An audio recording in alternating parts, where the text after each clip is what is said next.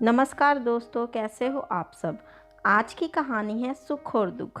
ये एक सेठ की कहानी है जो हताश होकर आत्महत्या करने की कोशिश करते हैं और तभी उन्हें एक संत रोक लेते हैं और उन्हें जीवन में सुख और दुख दोनों को समान भाव से देखने का ज्ञान देते हैं। तो चलिए शुरू करते हैं आज की कहानी।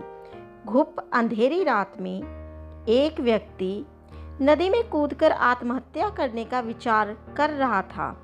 वर्षा के दिन थे और नदी पूरे उफान पर थी। आकाश में बादल घिरे थे और रह रहकर बिजली चमक रही थी। वो शख्स काफी धनी व्यक्ति था, लेकिन अचानक हुए घाटे से उसकी सारी संपत्ति चली गई थी। उसके भाग्य का सूरज डूब गया था। चारों ओर निराशा ही निराशा थी और भविष्य नजर नहीं आ रहा था। उसे कुछ सूझ नहीं रहा था कि क्या करे, तो उसने स्वयं को समाप्त करने का विचार कर लिया और नदी में कूदने के लिए जैसे ही चट्टान के शोर पर खड़ा होकर वह अंतिम बार ईश्वर का स्मरण करने लगा, तभी दो बुजुर्ग परंतु मजबूत बाहों ने उसे रोक लिया। बिजली की चमक में उसने देखा कि एक वृद्ध साधु उसे पकड़े हुए हैं। उस वृद्ध ने उससे निराशा का कारण पूछा और किनारे लाकर उसकी सारी कथा सुनी। फिर हंसकर बोला, तो तुम ये स्वीकार करते हो कि पहले तुम सुखी थे? सेठ बोला, हाँ, मेरे भाग्य का सूरज पूरे प्रकाश से चमक रहा था। सब और मान सम्मान और संपदा थी। अब जीवन में सिवाय अंधकार और निराशा के कुछ भी शेष नहीं रहा। वृद्ध फिर हंसा और बोला, दिन के बाद रात्रि है और रात्रि के बाद दिन। जब दिन नहीं टिकता तो रात्रि भी कैसे टिकेगी? परिवर्तन प्रकृति का नियम है। ठीक से सुनो और समझ लो। जब तुम्हारे अच्छे दिन हमेशा के लिए नहीं रहे तो बुरे दिन भी नहीं रहेंगे। जो इस सत्य को जान लेता है वो सुख में सुखी नहीं होता और दुख में दुखी नहीं होता।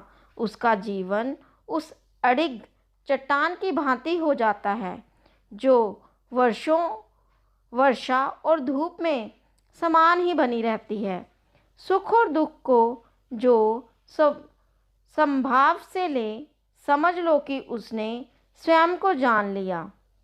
सुख दुख तो आते जाते रहते हैं, यही प्रकृति की गति है। सोचो, यदि किसी ने जीवन में एक जैसा ही भाव देखा, हमेशा सुख का ही देखा, जिस चीज़ की आवश्यकता हुई उससे पहले वो मिल गई, तो क्या वो कुछ उपहार पाने की खुशी का अनुभव कर सकता है?